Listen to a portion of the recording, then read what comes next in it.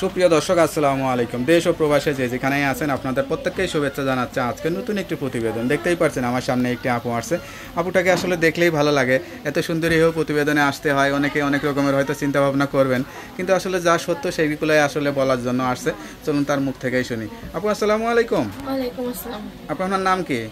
আমার নাম নুসরাত। নুসরাত আপু, কেমন আছেন আপনি? আছি মোটামুটি ভালো।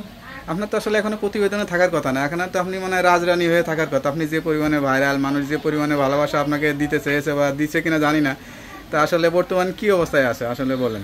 শুনুন ভাই, মুখে সবাই বলে, কাজে কেউ করে দেখাইতে চায় না। বাস্তবতা হলে এতটুকু। আমিও তো মনে করেন এই 5-6 মাসে কোনো প্রতিবেদন বা কোনো মিডিয়ার সামনে আমি আসি নাই, কারণ আমি একজনের আশায় ছিলাম। উনি বলছিল যে আমারে মনে করেন বিয়া শাদী করবে, আমারে একটা ছোটখাটো একটা বিজনেস তৈরি করে দিবে সেলাই মেশিনে।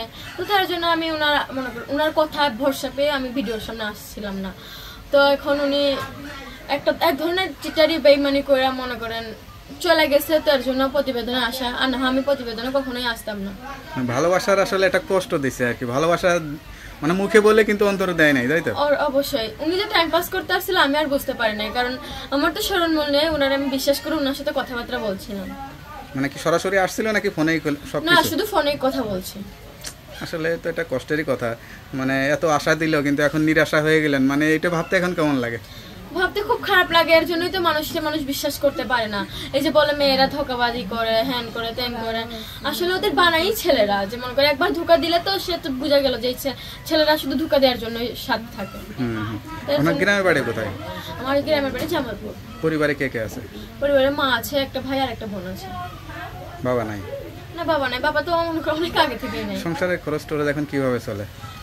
এখন কাজ করি, আগেও কাজ করতাম। এখন মনে করেন আগের থেকে একটু বেশি কাজ করতে হয়, কারণ এখন সব জিনিসের দাম অনেক বাড়তি, খুব কষ্ট করতে হয়। সেলাইয়ের কাজই করেন? জি হ্যাঁ, সেলাই কাজ করি। কেউ মেশিন টেশিন গিফট বা কেউ এরকম কোনো কেউ দেয়টাই নেই? না ভাই, কেউ দেয় নাই বলতে দিতে চাইছিল, পরে মনে করেন মিথ্যা কথা বলবো না, মায়ের চিকিৎসার জন্য কিছু মনে করেন অল্প কিছু টাকা দিছিল, 5,000 টাকার মতো দিছিল। একজন 2,000 টাকার মতো দিছিল। তো এটা দিয়ে মানে রিপোর্ট করতে শেষ। আচ্ছা, যাই হোক, মানুষ পাশে দাঁড়াতে চায়, কিন্তু মানুষ আসলে এত পরিমাণে প্রতারণা হয়ে যায়, মানে টাকা পয়সা দেওয়ার পরে অনেকে যোগাযোগ করে না, কথা বলে না, সেটার কারণেও মানুষ আসলে বিশ্বাস করে না। ওটাই তো ভাই, দোষ একজন করে ভুগতে সবারই হয়। হ্যাঁ, এটাই। যাই হোক, যেহেতু আশা ধরে আছেন হয়তো ভালো কিছু হবে, তা বিয়ে শাদী তো করতে হবে, সেটাও তো চিন্তা করেন। হ্যাঁ অবশ্যই, আমি তো সবসময় বলছি ভাই যে আমার পাশে থাকবে শুধু আমি তার সাথে বিয়ে শাদী করবো। আর আমি প্রেম ভালোবাসা কিছুই করতে চাই না, যে আমার পাশে থাকবে আমি তার সাথে। প্রেম তো করলেনই, প্রেমের ফল তো আসলে জিরো। আমি তো পাইলাম না, পাইলে তার কোনো হতো না। সেটাই। লেখাপড়া করা হয়েছিল? না, লেখাপড়া তেমন একটা করা নেই, ক্লাস 5 মাত্র 5 পর্যন্ত। আপনি কথাবার্তা যে সুন্দর, আপনার আসলে মানে যদি ভালো লেখাপড়া করতেন, নিজে ভালো কিছু করতে পারতেন, সেটা কি মনে হয় এখন? অবশ্যই সুযোগ সুবিধা যদি হয়ে উঠতো, আমার সুযোগ সুবিধা যদি এখনো হয়, তাহলে আমি এখনো পড়াশোনা করবো, কারণ পড়াশোনার কোনো বয়স থাকে না। ইচ্ছা আছে, তাই না? তো যাই, বিয়ের পরে যদি সেরকম হয়, যদি সেরকম কিছু না, বাচ্চা কাচ্চা হইলেও বাচ্চার সাথে লেখাপড়া করতে হবে, কোনো সমস্যা নেই।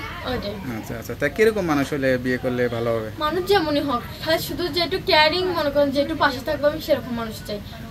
তো আপনার সঙ্গে কিভাবে যোগাযোগ করবে? যে আমার ফোন নাম্বার আছে, ওটা ফোন দিলেই পাবে। নাম্বারটা একটু বলে দেন। আমি নাম্বার তো মুখস্থ না আমার। নাম্বারটা আমার কাছে দেন, আমি দেখে বলে দিই। হ্যালো ভিউয়ার, শুনতে পারলেন এক অসহায় গরিব ঘরের মেয়ে। আসলে মনটা অনেকটাই সাদা সিধা, মানুষের কথাই বিশ্বাস করে ফেলে, কিন্তু বিশ্বাসের আসলে মর্যাদাটা কেউ রাখে না। আসলে আপু কীরকম সেটাও আমরা জানি না, কিন্তু কেউ আসলে মিথ্যা আশ্বাস দিবেন না। যদি ভালো লাগে, বিয়ে শাদী করতে চায়, সরাসরি এসে তার মা আছে, তার সঙ্গে যোগাযোগ করে বিয়ে শাদী করে সংসারী হয়ে যাবেন। তার নাম্বারটি হচ্ছে 01813739783। নাম্বারটা খোলা থাকে তো? যাই, নাম্বারটা খোলা রাখবেন। আর অবশ্যই 5 ওয়াক্ত নামাজ কালাম পড়ে আল্লাহর কাছে চাইবেন। আল্লাহ কখনো নিরাশ করবে না, আল্লাহ আপনার মনে আশাটা পূরণ করবে। তো ভালো থাকেন, আসসালাম।